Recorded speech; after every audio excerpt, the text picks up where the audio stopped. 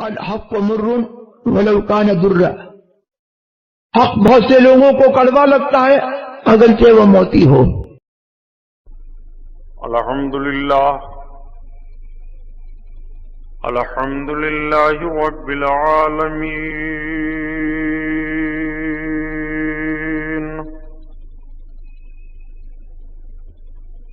والصلاة والسلام على سید المرسلین،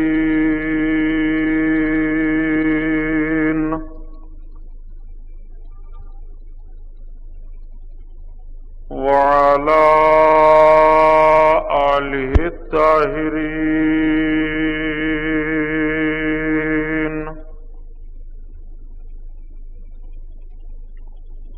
واصحابہ المطہرین،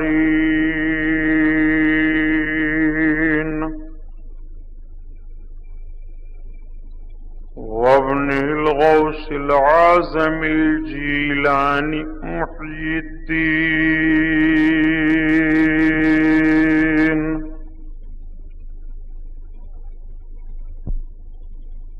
واہل بیتہ اجمعین۔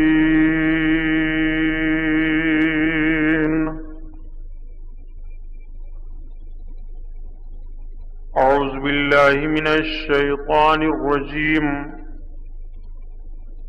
بسم اللہ الرحمن الرحیم۔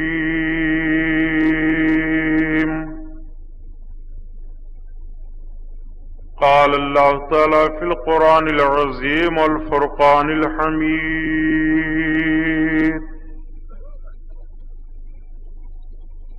ان اکرمکم عند اللہ اتقاکم،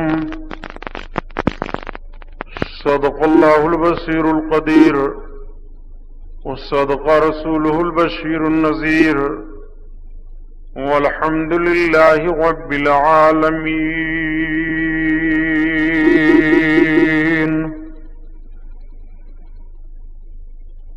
لائق صد احترام علماء اہل سنت، قابل قدر سامعین حضرات، آئیے ہم اور آپ سب سے پہلے اپنے اور ساری کائنات کے مرکز عقیدت حضور رحمت للعالمین، شفیع المذنبین، رسول گرامی وقار، محبوب پروردگار، دونوں عالم کے مالک و مختار حضور محمد الرسول اللہ صلی اللہ تعالی علیہ وسلم کے دربار پرانوار میں درود شریف کا نذرانہ پیش فرمائیں۔ پڑھیے بلند آواز سے، اللہم صلی علی سیدنا مولانا محمد معدن الجود والکرم، وعلی آلہ وبارک وسلم، صلاۃ و سلام علیک یا رسول اللہ صلی اللہ تعالی علیہ وسلم۔ پورا مجمع خیر و برکت کے لیے اور درود شریف پڑھ لیجیے، اللہم صلی علی سیدنا مولانا محمد معدن الجود والکرم، وعلی آلہ وبارک وسلم، صلاۃ و سلام علیک یا رسول اللہ صلی اللہ تعالی علیہ وسلم۔ حضرات گرامی، آج کا یہ عظیم الشان رحمت و نور میں ڈوبا ہوا روحانی جلسہ، جو حضور سرکار پیر پیرا میر میرا شاہ جیلا بڑے پیر دستگیر حضور غوث اعظم رضی اللہ تعالی عنہ کی طرف منسوب ہے، جس کا انعقاد بہرائچ شریف گھنٹہ گھر کے وسیع فیلڈ میں ہے۔ حضور سرکار سلطان الشہداء فی الہند غازی پاک رضی اللہ تعالی عنہ کے قرب میں۔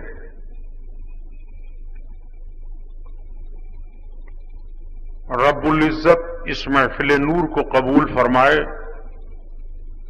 ہمارے اور آپ کے لیے ذریعہ نجات بنائے۔ اس جلسہ کے کنوینر عالی جناب محترم دلدار صاحب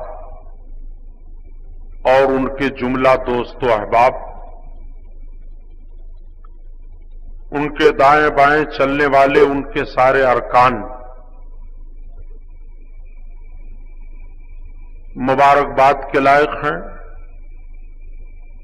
کہ ایسے پرفتن ماحول میں آقا صلی اللہ تعالی علیہ وسلم کے ذکر کی محفل کا انعقاد کر کے اپنی غلامی کا ثبوت پیش فرمایا۔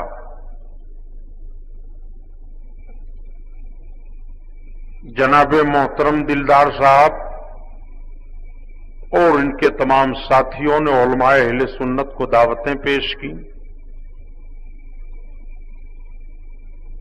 آپ نے کل کے اسی جلسہ میں علماء کے بیانات کو سنا ہوگا۔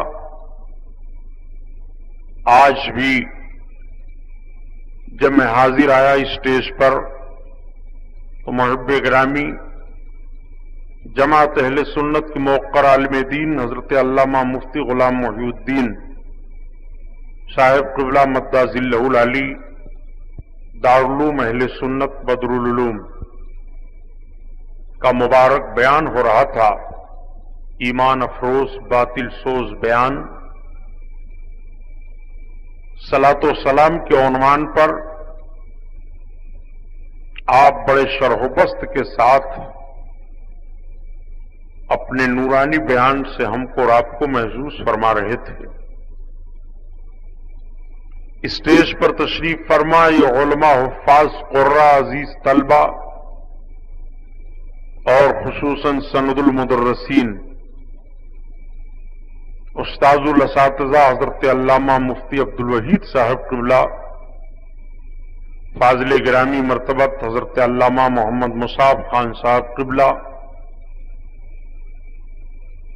اور فدائے سنیت درگاہ محلہ کے خادم اعلی حضرت محترم سید حاجی اکبر علی صاحب، رب تعالیٰ ان حضرات کے علم و عمل سے ہمیں اور آپ کو مستفیض فرمائے۔ میں آپ حضرات کا بہت تھوڑا سا وقت لوں گا، گھبرائیے نہیں۔ ہمارے محترم دلدار صاحب واقعی اس جوان کا نام جس طرح دلدار ہے، یہ دلدار ہیں۔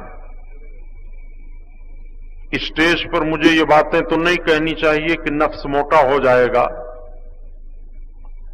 لیکن بہرائچ شریف کے نوجوانوں کو میں یہ ذہن و فکر دیتا ہوں کہ دلدار صاحب کی طرح چند نوجوان اور دلدار صاحب کے ساتھی بن جائیں تو انشاءاللہ تعالی بہرائچ شریف کی سرزمین پر اہل سنت و جماعت کا کام بہت عظیم ڈھنگ سے ہوگا۔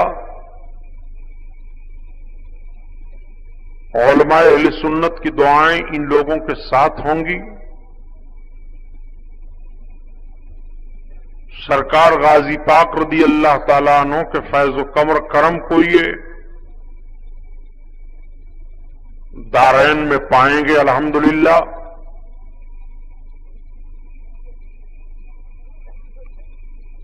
گیارہویں شریف کے مہینے میں جناب دلدار صاحب نے یہ معمول بنا لیا کہ سرکار غوث اعظم کے نام کی طرف جلسے کی نسبت کرتے ہوئے اس مہینے میں جلسہ گھنٹہ گھر میں ہونا چاہیے۔ تو الحمدللہ آج کئی سالوں سے یہ جلسہ ہو رہا ہے۔ ان کی جماعت کا نام ہے فلاح اہل سنت کا، انجمن کا نام ہے فلاح اہل سنت۔ اللہ تعالی دارین کے فلاح و بہبود سے ان حضرات کو نوازے۔ درود شریف پڑھیے پھر بات آگے بڑھ جائے۔ اللہم صلی علی سیدنا مولانا محمد معدن الجود والکرم وعلی آلہ وبارک وسلم صلاۃ و سلام علیک یا حبیب اللہ صلی اللہ تعالی علیہ وسلم۔ نگاہ مرد مومن سے بدل جاتی ہیں تقدیریں، जो हो ज़ौक़ ईमा पैदा तो कट जाती हैं जंजीरें, न पूछ इन खिरका पोशों की इरादत हो तो देख इनको, यदे बैजा लिए बैठे हैं अपनी आस्तीनों में। आईने जवां मर्दा हक गोई वो बेबाकी, अल्लाह के शेरों को आती नहीं रोबाही। हजरात, हम और आप सरकार हुजूर सैयदना गाजी पाक रदी अल्लाह ताला अन्हो के कुर्ब में हैं। बहराइच शरीफ की सरजमीन सरकार गाजी पाक रदी अल्लाह ताला अन्हो के शहादत की जमीन है। आपका मज़ार पुरअनवार इसी शहर में है। हम और आप जियारत करते रहते हैं, लेकिन मैंने कई बार अर्ज किया और फिर अर्ज करता हूं कि सरकार गाजी पाक रदी अल्लाह ताला अन्हो की शहादत का पस मंजर आप देखें और गौर व फिक्र से काम लें, हालात का जायजा लें। तारीखी झरोखे में झांक करके आप तारीख की हकीकत पर नजर जमा करके गौर व फिक्र करें तो आज आपके कानों में ये सदा बहरहाल आएगी कि फितरतें आजाद हों और कुदरतें फिर साथ हों। बात बस इतनी सी है, मुस्लिम बन जाए कोई। सरकार गाजी पाक रदी अल्लाह ताला अन्हो की शहादत की तारीख 14 रजब है। हिजरी 424 में 14 रजब को इतवार के रोज जोहर और असर के बीच में सरकार सैयदना गाजी पाक की शहादत का मामला पेश आया। सवाल पैदा होता है कि सरकार गाजी पाक रदी अल्लाह ताला अन्हो की शहादत बहराइच शरीफ में क्यों हुई। हिजरी 424 बज़ाहिर आकाए करीम सल्लल्लाहु अलैहि वसल्लम के जमाने रिसालत से बहुत करीब है। हिजरी तारीख कहते हैं आकाए करीम सल्लल्लाहु ताला अलैहि वसल्लम जब मक्का शरीफ से हिजरत फरमा करके मदीना तैयबा तशरीफ ले गए, हजरत उमर फारूक आजम रदी अल्लाह ताला अन्हो ने सन हिजरी का तायुन फरमाया तो उसी तारीख से हिजरी की तारीख का तायुन हुआ। अब आपसे अगर कोई सवाल कर दे कि नबी कौनैन सल्लल्लाहु अलैहि वसल्लम को मक्का शरीफ से हिजरत करके मदीना तैयबा आए हुए कितना साल गुजरा, तो बड़ी आसानी से आप इस सवाल का जवाब दे देंगे कि 424 में तो गाजी पाक की यहां शहादत होती है। मेरे आका सल्लल्लाहु ताला अलैहि वसल्लम को मक्का शरीफ से हिजरत करके मदीना तैयबा आए हुए 1424 हिजरी हो गए।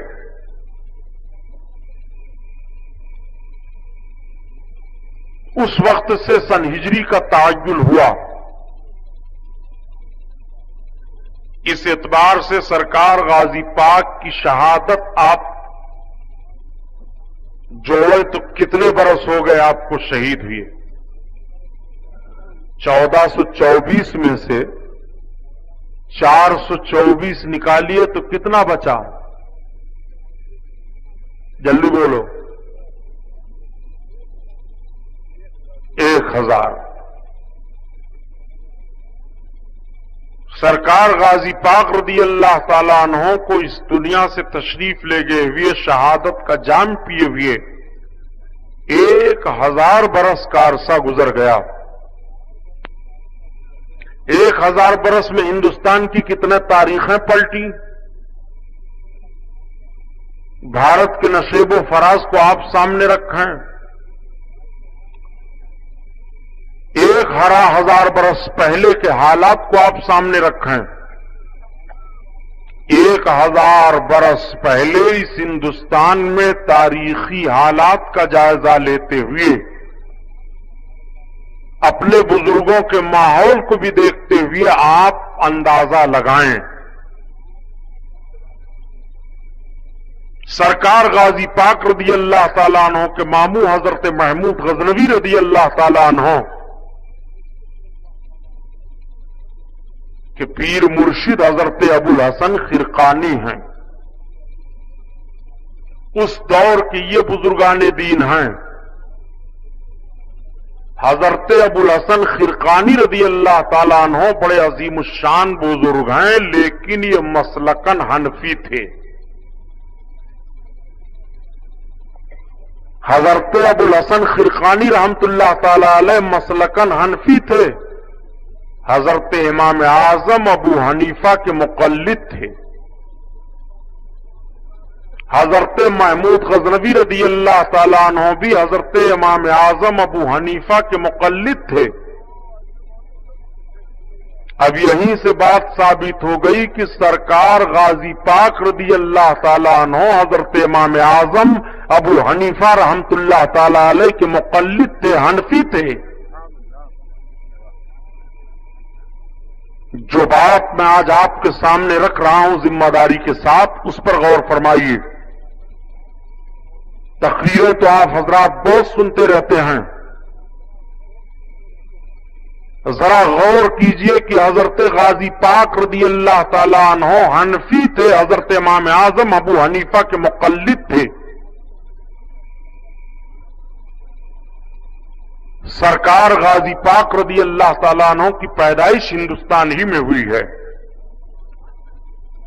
ہندوستان میں اجمیر شریف کی سرزمین پر آپ کی ولادت بسعادت ہوئی. آپ کی والد محترمہ کا نام بھی آپ حضرات جانتے ہیں، ستر معلہ ہے. آپ کے والد گرامی کا مزار شریف بارہ بنکی سترک چوراہے کے پورب جانب ہے. آپ کے والد گرامی کا نام حضرت محمد سالار ساہو ہے. آپ کئی جنگوں میں فتح حاصل کر کے آئے. فوج کے سپہ سالار تھے حضرت محمود غزنوی کے.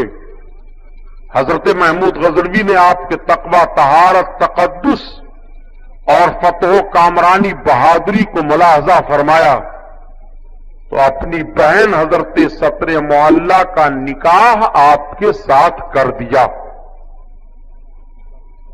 سرکار غازی پاک رضی اللہ تعالیٰ عنہ کی ولادت بسعادت ہوئی تو بہت خوشیاں منائی گئیں.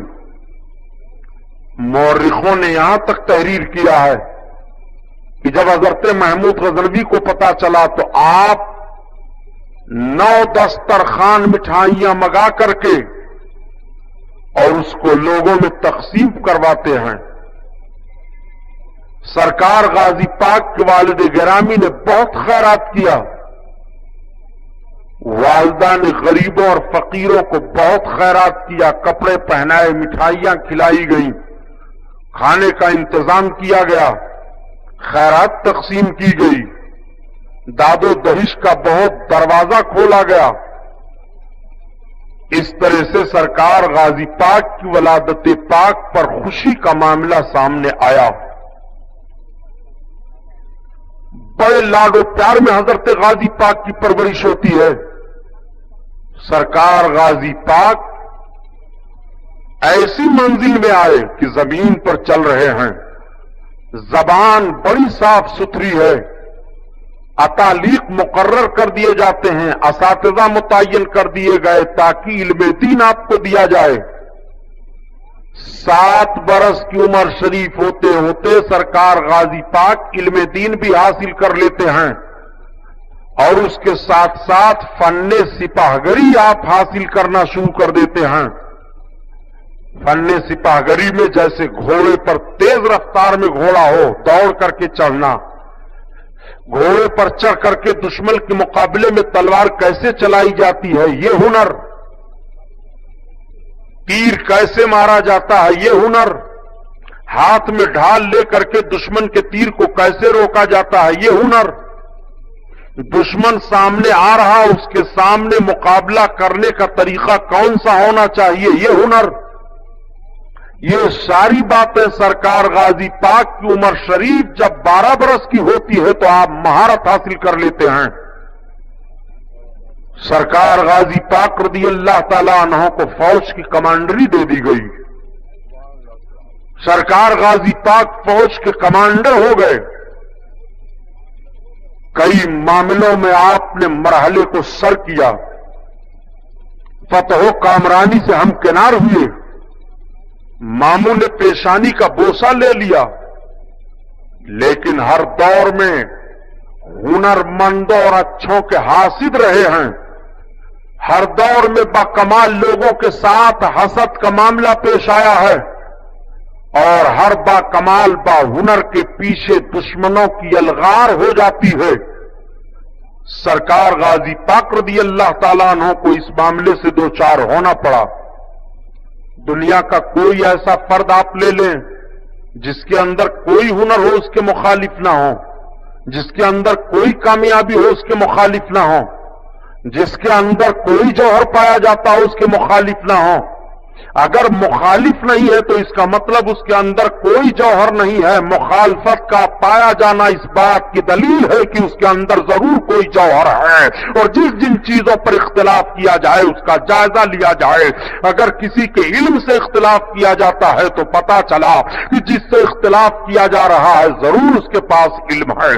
किसकी दौलत से इख्तिलाफ हो रहा है तो जरूर उसके पास दौलत है। किसी की ताकत से इख्तिलाफ हो रहा है तो जरूर उसके पास ताकत है। किसी की सियासत से इख्तिलाफ हो रहा है तो जरूर उसके पास सियासत का मादा पाया जा रहा है। किसी के इख्तिदार से हसद किया जा रहा है तो जरूर इख्तिदार का जौहर उसके अंदर पाया जा रहा है। बहरहाल जिन जिन चीजों से इख्तिलाफ किया जाए पता ये चला कि जिससे इख्तिलाफ किया जा रहा है उसके अंदर ये चीजें चाहे कम पाई जाएं चाहे ज्यादा पाई जाएं पाई जा रही हैं। और जिसके अंदर कोई जौहर ना हो उसका इख्तिलाफ कौन करेगा। सरकार गाजी पाक रदी अल्लाह ताला अन्हो से भी मुखालिफ थे लोग। क्यों मुखालिफ थे? गजनी सल्तनत का ताजदार हजरत महमूद गजनवी अपने भांजे को बहुत चाह रहे हैं, इतनी इज्जत देते हैं कि मसूद दरबार में आ गए तो मामू खड़े हो जा रहे हैं। सल्तनत के ताल्लुक से कुछ मशवरा लिया जा रहा है तो मसूद का मशवरा लिया जा रहा है। फौजों को भेजने का मामला सामने आ रहा है तो सरकार गाजी पाक से बगैर मशवरा लिए हुए फौजें भेजी नहीं जा रही हैं। सरकार गाजी पाक से हर कदम पर मशवरा लिया जा रहा है। महमूद गजनवी को सबसे ज्यादा दिक्कत पेश आई थी किस मामले में मालूम है? सबसे ज्यादा दिक्कत हिंदुस्तान के ताल्लुक से पेश आई थी। जिस महमूद गजनवी पर इल्जाम लगाया जाता है कि हजरत महमूद गजनवी ने भारत को लूट लिया था और भारत की सारी दौलत को महमूद गजनवी लेकर के चले गए थे। मैं अर्ज करता हूं गलत है, जुमला बदलो, तारीख का जनाजा ना निकालो।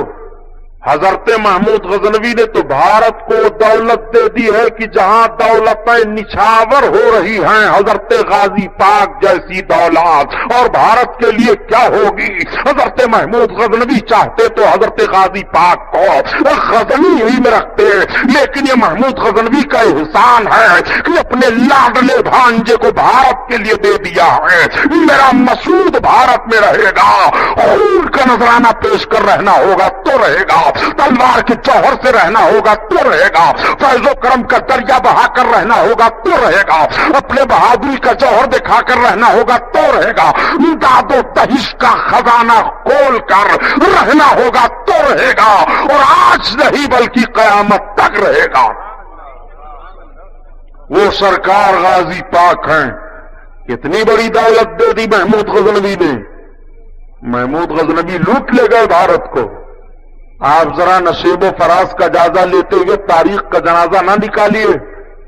आज तारीखों में इंटरफियर किया जाता है, तारीखों का जनाजा निकाला जाता है। मैंने दिल्ली की सरजमीन पर एक कॉन्फ्रेंस में इस तारीख को बयान किया तो एक साहब कहने लगे कि मौलाना साहब आप तो हिंदुस्तान को पंजाब बनाना चाहते हैं। हमने कहा नहीं, हिंदुस्तान पंजाब नहीं बनेगा, पंजाब बनाने वाले बनाते रहे अपना अंजाब पंजाब। میں جو بات کہہ رہا ہوں تاریخ کے آئینے میں کہہ رہا ہوں. سرکار غازی پاک کے ماموں حضرت محمود غزنوی کی تعریف اس بنیاد پر نہیں کر رہا ہوں کہ وہ ہندوستان آئے تھے. اس بنیاد پر تعریف کے لیے زبانیں کھل رہی ہیں کہ محمود غزنوی نے سب سے زیادہ بڑا حملہ سومناتھ کے قلعے پر کیا تھا. اور سومناتھ کے قلعے پر حضرت محمود غزنوی کا حملہ کس بنیاد پر ہوا؟ کیوں حملہ کیا گیا؟ کیا ان کو غزنی کافی نہیں تھا حکومت کرنے کے لیے؟ کیا ان کے پاس سلطنت کے لیے زمین نہیں تھی؟ کیا ان کے پاس اتنی زمین نہیں تھی کہ وہ حکومت کرتے؟ اور اگر محمود غزنوی فتح و کامرانی کا جھنڈا گاڑ دیے تھے ہندوستان میں تو پھر محمود غزنوی کو ہندوستان سے جانا نہیں چاہیے. ہندوستان سے وہ گئے کیوں؟ ہندوستان سے ان کو جوہر دولت کا لے کر کے جانا تھا. نہیں بلکہ آپ تاریخ کا جائزہ لیجئے. 388 کنیاؤں کی آبرو سومناتھ کے قلعہ میں ہر دن لوٹی جا رہی تھی. ان کی آبرو پر ہر روز حملہ کیا جا رہا تھا. اور جب چیخ پڑی تھی وہ کنیائیں، یہ زمین کانپ رہی تھی اور سومناتھ کا قلعہ ہل رہا تھا تو آواز دی گئی تھی اس اسلامی بہادر کو، جس اسلامی بہادر نے اپنے تقدسانہ ماحول سے بھارت کی سرزمین پر اس بات کو پاک کیا تھا اور ذہن و فکر دے دیا تھا کہ بھارت کی سرزمین پر کنیائیں اب آبرو مندانہ جیون بتائیں گی، کسی کے ظلم و شکار میں رہ کر کے اپنے عصمت کا سودا نہیں کریں گی. آپ ذرا اس تاریخ کا جائزہ کیوں نہیں لیتے ہیں؟ محمود غزنوی نے 16 بار حملہ کیا تھا اور 17ویں بار میں حضرت محمود غزنوی کو سومناتھ کے قلعہ پر فتح ملی تھی. آج کچھ لوگ جب کہہ دیا کرتے ہیں تو مسلمان تو پسپا نظر آتے ہیں، مسلمانوں کے لیے تو ہر طرف تباہی اور بربادی ہے، مسلمانوں کے لیے نہ کل تباہی تھی نہ آج تباہی ہے. آپ کہیں گے سبحانی صاحب، ابھی ماضی قریب میں بغداد کی سرزمین پر امریکہ کا ظلم ہوا. آج بھی امریکہ کی فوجیں اپنے ظلم و بربریت کی بنیاد پر بغداد کی سرزمین پر گھوم رہی ہیں. بغداد کے بچے چیخ رہے ہیں، بغداد کی جنتا مظاہرہ کرتے ہوئے سڑکوں پر نکل آتی ہے. بغداد میں آج بھی مسجدوں کی پامالیاں کی جا رہی ہیں، مزارات کے مجاوروں کو آج بھی قتل کیا جا رہا ہے. اور آپ کہہ رہے ہیں کہ مسلمان پسپا نہیں ہے. جی نہیں، نہ مسلمان کل پسپا تھے نہ آج پسپا ہے، نہ مسلمان کل تباہ تھے نہ آج تباہ ہیں. بغداد کی ایک تاریخ سامنے رکھ رہے ہو، بغداد کی کئی تاریخیں ہمارے سامنے ہیں. اور بغداد ہی نہیں بلکہ عالم اسلام کا جائزہ لیا جائے تو عالم اسلام کی تاریخیں ہمارے سامنے رہی ہیں. ہم جب اپنی تاریخ کا جائزہ لیتے ہیں تو ہمیں پتا چلتا ہے کہ ہم جب جب کٹے ہیں تب بڑھے ہیں، ہم جب جب جلے ہیں تب ہمیں زندگی ملی ہے، ہم جب جب برباد ہوئے ہیں تب آبادی ملی ہے. وہی بغداد کی سرزمین ہے جس بغداد کو ہلاکو نے تباہ کیا تھا، جس بغداد کو اور لوگوں نے تباہ کیا تھا. لیکن دنیا دیکھ رہی ہے کہ وہی بغداد کل بھی آباد تھا اور وہی بغداد آج بھی آباد ہے اور وہ بغداد قیامت تک آباد رہے گا. اور سنو، ایک بار دو بار کی بنیاد پر مسلمان اپنے آپ کو اگر محسوس کر لے ہم تباہ ہو گئے. محمود غزنوی کو 16 بار شکست ہو گئی تھی. کیا 16 بار کی شکست میں وہ بددل ہو گئے تھے کہ ہم حق پر نہیں ہیں؟ کیا وہ بددل ہوئے تھے، مایوس ہوئے تھے کہ اللہ ہمارے ساتھ نہیں ہے؟ کیا محمود غزنوی کے ذہن و فکر میں بات آئی تھی کلمہ پڑھنے والے ہم ہیں، معبودان باطل کے خلاف تلواریں چلانے والے ہم ہیں، لیکن رب کی نصرت ہمیں حاصل نہیں ہے؟ کیا ان کے ذہن و فکر میں بات آئی تھی؟ نہیں. محمود غزنوی کا یہ ایمان و عقیدہ تھا، آج نہیں تو کل ضرور ہمیں فتح و کامرانی ملے گی اور رب تعالیٰ اپنے حق بندوں کو کبھی بھی مایوس نہیں کرے گا اور باطل کے سامنے رسوا نہیں کرے گا.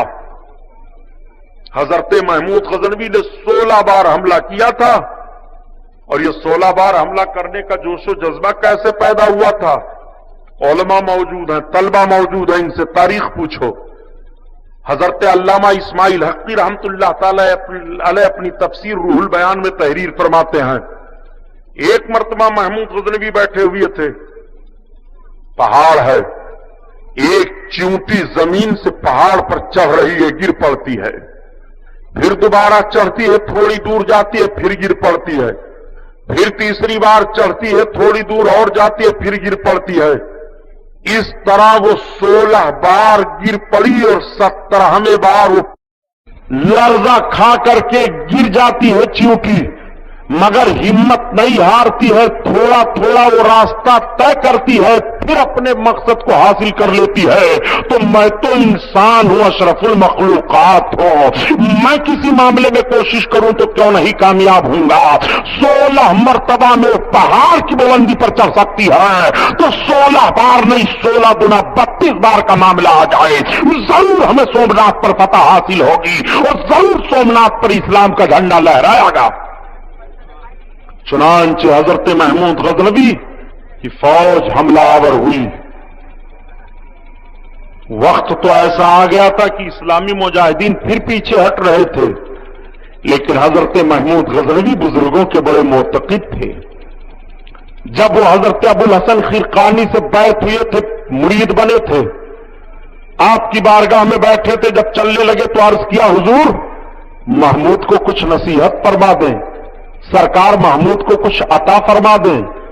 हजरत अबुल हसन खिरकानी ने हजरत महमूद गजनवी को नसीहत की, और जब आप चलने लगे तो अपने कुर्ते को उठा करके दिया, महमूद इसको रख लो। हुजूर इसको क्या करूंगा? महमूद जब तेरे ऊपर कोई कठिन वक्त पेश आएगा तब मेरे कुर्ते का वसीला रब की बारगाह में पेश करना, तेरा कठिन वक्त दूर हो जाएगा।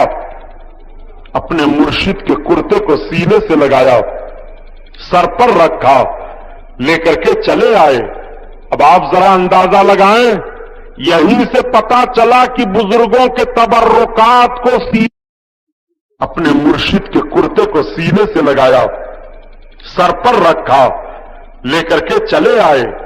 अब आप जरा अंदाजा लगाएं, यहीं से पता चला कि बुजुर्गों के तबर्रुकात को सीने से लगाना, अपने सर पर रखना और बरकत के लिए रखना, ये आज का तरीका नहीं है, बरेली के आला हजरत ने नहीं इजाद किया है, बल्कि बहुत पहले का तरीका है, जब आला हजरत का वजूद भी दुनिया में नहीं हुआ था।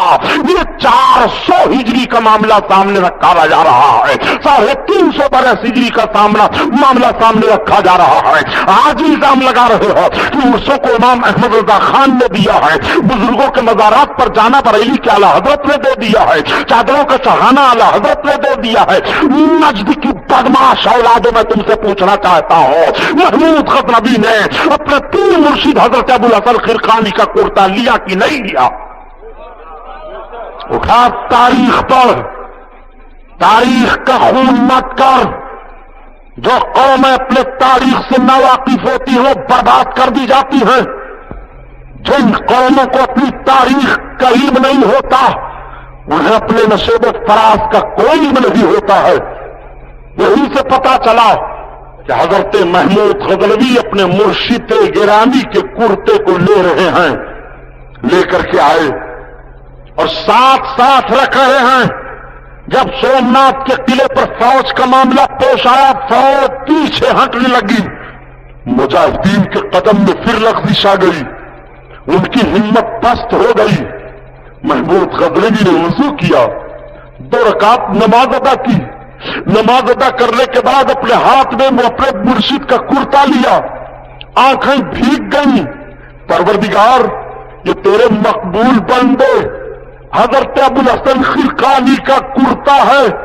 परवरदिगार, अगर ये चंद तेरे बंदे आज सोमनाथ के किला पर इस्लामी झंडा न लहरा सके, मेरे मौला भारत की सरजमीन पर कुफ्र बुलंद रहेगा, कुफ्र खिलखिलाकर हंसता रहेगा। परवरदिगार, मेरी नियत तू जानता है, मौला मुझे फतह अता फरमा दे। दुआओं के जुमले जबान से अदा हो रहे हैं, आंखें भीगी हुई हैं, आंधी आती है, अंधेरा छा जाता है, दुश्मन के फौज के नौजवानों के कदम उखड़ जाते हैं, اسلامی مجاہدین سومناتھ کے قلعہ پر چڑھ جاتے ہیں، اسلامی جھنڈا لہرایا جاتا ہے، ایک مجاہد پیچھے سے آ کر کہتا ہے اے سپہ سالار اعظم اب دعا سے اپنے ہاتھ کو چہرے پر پھیرو، وہ دیکھو مجاہدین کا دستہ قلعہ پر جا رہا ہے، وہ دیکھو اسلامی جھنڈا لہرایا جا رہا ہے۔ محمود غزنوی سجدے شکر میں گر جاتے ہیں اور رو رو کر کے اپنے رب کی بارگاہ میں سجدہ کر کے اپنے رب کی تعریف کر رہے ہیں اور اپنے رب کی بارگاہ میں دعا مانگ رہے ہیں۔ حضرت محمود غزنوی کی فوج کامیاب ہو گئی، جھنڈا لہرایا جا چکا، سارے معاملات سامنے آئے، پکڑا گیا، قلعہ میں رہنے والوں کی گرفتاری ہوئی، کچھ بھاگے، کچھ مارے گئے، کچھ کو چھوڑا گیا۔ لیکن ذرا دیکھو حضرت محمود غزنوی رات کا سناٹا ہوا، فوج لگی ہوئی ہے، قلعہ کا معاملہ سامنے ہے، آنکھیں بند ہو جاتی ہیں۔ مرشد گرامی کی خواب میں زیارت ہو گئی، مرشد گرامی کو سلام عرض کیا۔ حضرت ابو الحسن خرقانی فرماتے محمود تو نے تو میرے کرتے کی آبرو لوٹ لی، چونک پڑے، میرے آقا آپ کے لباس سے تو رب تعالیٰ نے مجھے فتح عطا فرما دیا، سومناتھ کا قلعہ میں نے فتح کر لیا۔ آپ فرماتے ہیں محمود اگر تو دعا مانگ لیتا کہ سومناتھ کے سارے مشرکین اسلام قبول کر لیں تو رب تعالیٰ میرے کرتے کے وسیلے سے ان سب کو اسلام کی دولت عطا فرما دیتا۔ آپ ذرا غور فرمائیں بزرگوں کے تبرکات میں کتنی برکتیں ہیں۔ بہرحال قلعہ کا معاملے سامنے آیا، جب سومناتھ کا قلعہ فتح ہوا تو آپ کو معلوم ہے جس بہرائچ کی سرزمین پر آج کفر کھلکھلا کر کے ہنس رہا ہے، سرکار غازی پاک رضی اللہ تعالیٰ عنہ بھی سومناتھ کی فتح میں شریک تھے۔ سرکار غازی پاک رضی اللہ تعالیٰ عنہ برابر کے شریک تھے، بلکہ فوج کے ایک حصہ کی کمانڈری کر رہے تھے۔ اور مورخین جب تحقیق کر کے بتاتے ہیں تو یہ بتاتے ہیں کہ داہنی جانب سے سومناتھ کے قلعہ پر فوج کا جو دستہ وہ داخل ہوا تھا اس کی قیادت حضرت سیدنا محمود غزنوی کے بھانجے حضرت مسعود غازی کر رہے تھے اور یہ قلعہ کے اوپر چڑھ رہے تھے۔ انہوں نے داہنی طرف سے سومناتھ کے قلعے پر حملہ کیا تھا۔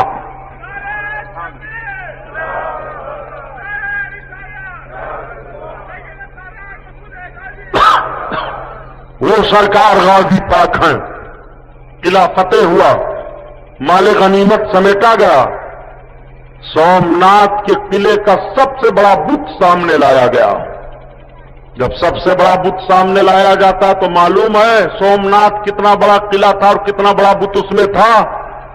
حضرت مفتی عبدالوحید صاحب قبلہ سے پوچھو، علماء بیٹھے ہیں، حضرت شیخ سعدی رحمت اللہ تعالی علیہ اسی دور کے بزرگ ہیں۔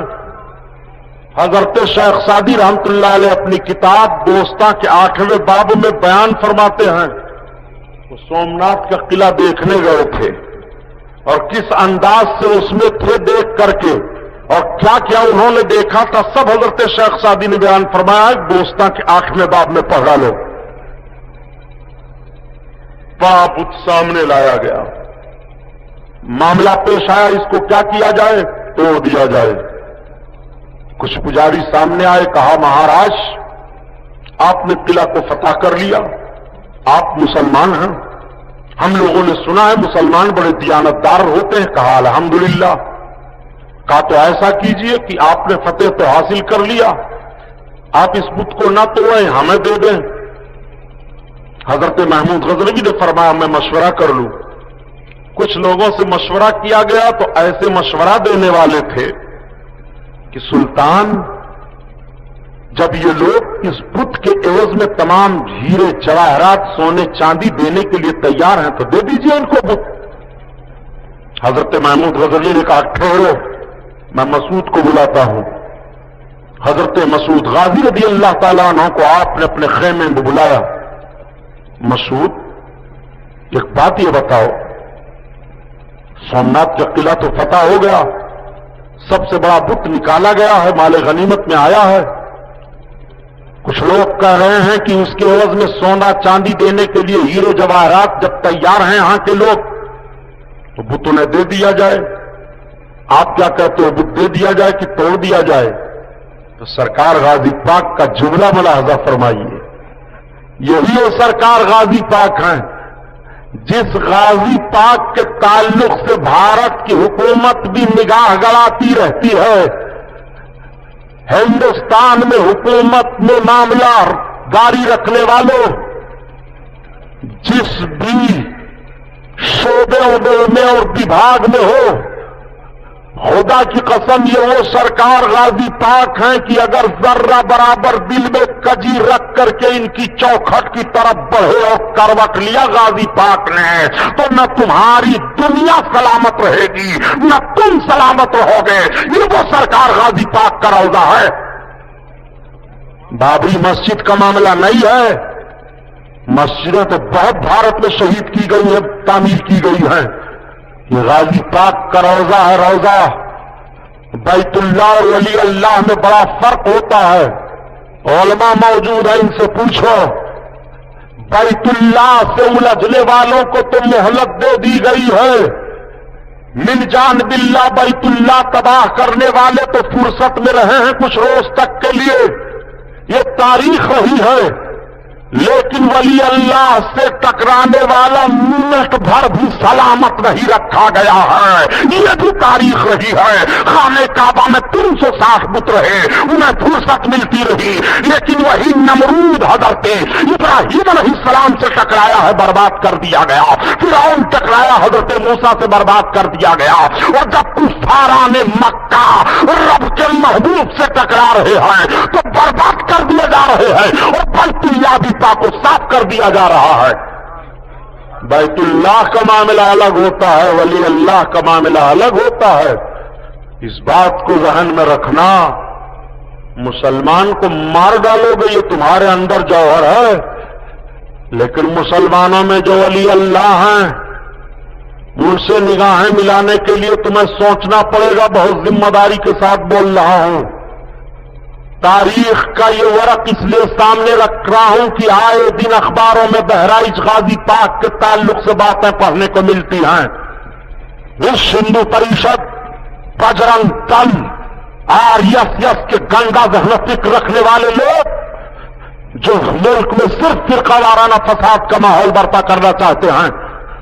حکومت ہند بھی غور و فکر سے یہ طے کر چکی ہے کہ یہ سب فرقہ وارانہ ماحول پیدا کرنے والی جماعتیں ہیں. یہ جماعتیں جو رشیوں اور ملوں کے خلاف بولا کرتی ہیں, اللہ کے مقدس ولیوں کے خلاف بولا کرتی ہیں. جب یہ ولی اللہ کے وہی خواہ نہیں ہو رہے ہیں, ان کے معتقد نہیں ہو رہے ہیں, تو ہندوستان کے یہ فلاح و بہبود کے لیے کبھی بھی اپنے قدم کو آگے نہیں بڑھا سکتے ہیں. سنو, یہ دینی جلسہ ہے. تاریخ کا جھروکھا اس لیے آپ کے سامنے کر رہا ہوں کہ جھانک کر کے دیکھو. حضرت محمود غزنوی نے کتنا اچھا جملہ ارشاد فرمایا. بیٹا مسعود, میں تم سے رائے لے رہا ہوں. مامو جان کے سامنے آپ عرض کرتے, مامو جان آپ کو اختیار ہے, آپ سلطان ہو, حکومت آپ کی ہے, فوج آپ کی ہے, یہ سارے لشکری آپ کے ہیں, آپ جو فیصلہ کر دیں ہم بسر و چشم قبول کرنے کے لیے تیار ہیں. لیکن آپ کے بعد تاریخ مرتب کی جائے گی.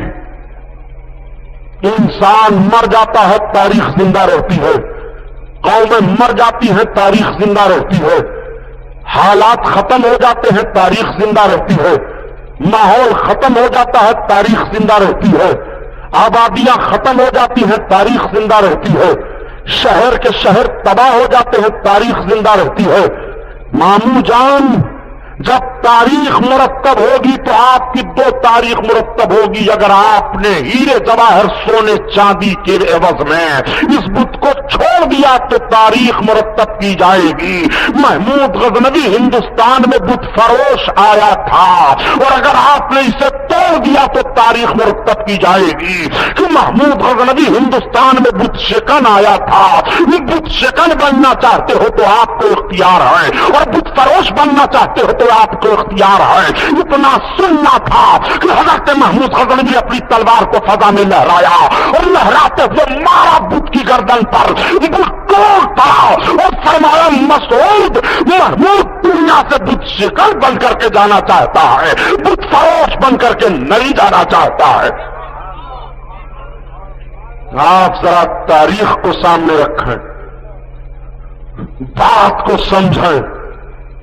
وہ سرکار غازی پاک رضی اللہ تعالیٰ عنہ ہیں. حضرت غازی پاک کے لیے یہ طے ہوا, کچھ لوگوں نے دیکھا کہ اگر محمود غزنوی کے قرب میں اسی طرح سے رہے تو سلطنت غزنی کے یہی مالک نہ بن جائیں تو ہم لوگوں کے لیے دقت ہو جائے.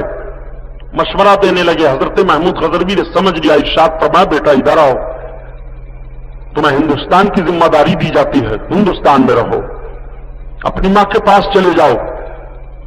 سرکار غازی پاک رضی اللہ تعالیٰ انہوں نے منظور فرما لیا. سمجھ گئے آپ امام جان حاسدوں کی بنیاد پر اس طرح سے مجھے اچھا مشورہ دے رہے ہیں.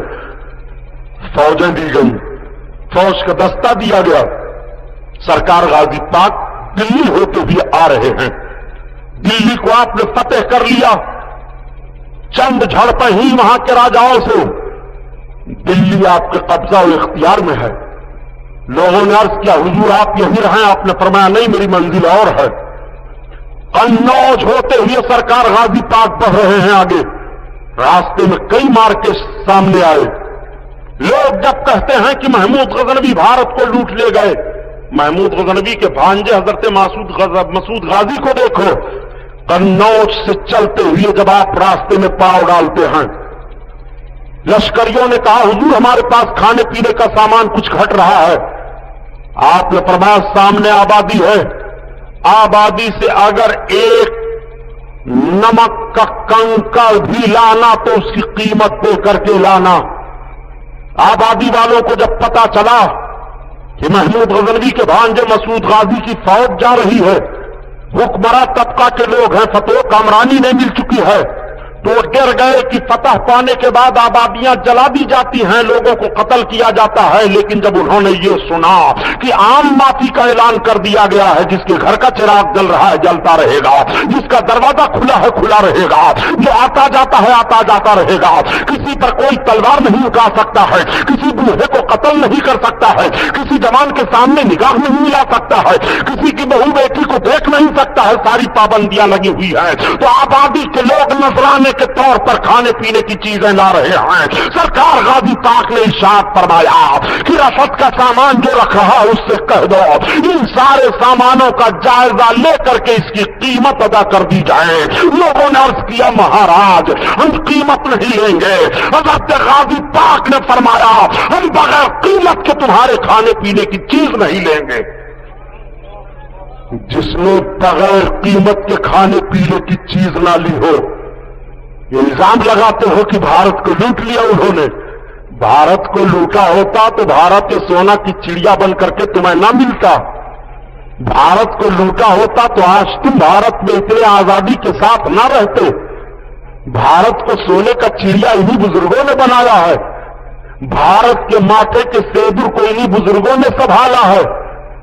بھارت کی آبرو کو اپنے خون کو دے کر کے انہی بزرگوں نے بچایا ہے. ہماری داستان تک بھی نہ ہوگی داستانوں میں. ہم بڑے مجرم دکھائی دے رہے ہیں, ہم وطن کے وفادار نہیں ہیں. آپ ذرا غور فرمائیے ہفتے میں ہم نے کتنی وفاداری پیش کی ہے. سرکار غازی پاک رضی اللہ تعالیٰ عنہ بہرائچ شریف کی سرزمین پر تشریف فرما ہو گئے. سرکار غازی پاک نے اپنے زندگی کا تقدس کیسا پیش کیا ذرا اندازہ لگائیں. سرکار غازی پاک پر جب راجاؤں کی رانیاں کی نگاہیں پڑتی ہیں اور ان لوگوں نے دیکھنا چاہا کہ دیکھا جائے, سنا گیا ہے کہ اسلامی لشکر کا سپہ سالار صرف ابھی 14-15 سال کا لگ رہا ہے اور ایسا بچہ ہو کر کے اسلامی فوج کی قیادت کر رہا ہے. جب رات کے سناٹے میں جائزہ لیا جاتا ہے تو دیکھنے کے بعد دنیا کہہ رہی ہے, رات کی تاریکی میں دیکھا جائے تو یہ جوان بہت بڑا عابد دکھائی دے رہا ہے, اور دن کے اجالے میں دیکھا جائے تو بہت بڑا مجاہد دکھائی دے رہا ہے. جب میدان जंग में गाजी पाक होते हैं तो हाथ में तलवार होती है, और जब खैमे के अंदर होते हैं तो हाथ में कुरान होता है, मैदान जंग में होते हैं तो हाथ में तलवार होती है, और जब रात का सन्नाटा होता है तो जवान का सर सजदा में होता है। और आवाज आ रही है कि सूरत में नसारा तो तमद्दुन में हुनूद, और ये मुसलमान हैं जिन्हें देख के शर्माए यहूद, तुम तो सैयद भी हो, मिर्जा भी हो, अफगान भी हो, तुम सभी कुछ हो, बताओ मुसलमान भी हो। वो सरकार गाजी पाक है, दिन के उजाले में मैदान में देखो तो मुजाहिद आजम हैं, रात के सन्नाटे में देखो तो आबिद आजम हैं। सरकार गाजी पाक को कहां कहां देखोगे? सजदा है तो बेमिसाल है, कुरान की तिलावत है तो बेमिसाल है, तकवा और तहारत है तो बेमिसाल है। इस्लाम के खातिर मैदान कारजार में जब आंखों से आंसू बह रहे हैं तो आंसू का बहना बेमिसाल है। इसीलिए आंसू बहाया था, इसीलिए अपने खून की कुर्बानी पेश की थी, इसीलिए बहराइच की सरजमीन पर मैदान में लोहे की कीलों पर चल करके अपने जिस्म को जमीन पर रखा था कि आज कुफ्र मुस्कुराए, आज गुनाह मुस्कुराए, आज गुनाह के माहौल में गाजी पाक की आबरू लूटी जाए। मैं आपसे कहता हूं, सिर्फ इतना ही आपको मिला था कि मुस्तफा जाने रहमत पे लाखों सलाम पढ़ना अल्लाह ताला ने कुरान में फरमाया है, क्या वही पढ़ा जाए? इसी इतराज को करने के लिए आपका ज़हन फिक्र था। काश आप सहारा अखबार में दे देते कि बुजुर्गान दीन के कब्रों की पामाली न की जाए। गाजी पाक के तमाम शहीद साथियों की कब्रें हैं, उन शहीद साथियों की कब्रों पर रक्सो शुरूत की महफिल न मुनाकिद की जाए, सर्कस और नाच की महफिलें न लगाई जाएं। आपकी जबान इसमें क्यों नहीं खुलती है? आप इसके लिए क्यों नहीं लखनऊ असेंबली या दिल्ली पार्लियामेंट में एहतजाज करते हैं? आप इसके लिए क्यों नहीं बोलते हैं? आप जो काम नाजायज है उसके लिए क्यों नहीं बोलते हो? सलाम पर चीख क्यों रहे हो? और मुस्तफा जाने रहमत पे लाखों सलाम। अरे नादान, आला हजरत का सलाम न पढ़ तुझे कोई पढ़ना है, किसी का भी सलाम पढ़ता रहा। सलाम दरूद के बहुत सारे सेगे हैं, उन सेगों को पढ़ता रहा। कोई जरूरी नहीं है कि मुस्तफा जाने रहमत पे लाखों सलाम ही पढ़ा। सरकार गाजी पाक रदी अल्लाह ताला अन्हु कि शहादत का मामला पेश आया, मुर्रखीन का तबका इस जानिब जाता है कि करीब 6 बरस तक सरकार गाजी पाक ने जंग की है। 6 बरस जंग का सामना आपका रहा। 12 बरस की मुद्दत में फौज की सिपह सालारी मिलती है, 6 बरस जंग की मुद्दत है। 12 जल्दी बोलो। 18 बरस से उम्र आपकी थोड़ी सी आगे बढ़ी थी। उलमा से पूछिए तो शहादत का मामला सामने पेश आया। 18 बरस के सरकार गाजी पाक हैं, फौज हाथ में है, सारा मामला है, धोखा दिया। ये पेशकश है रजा एंटरप्राइजेस की।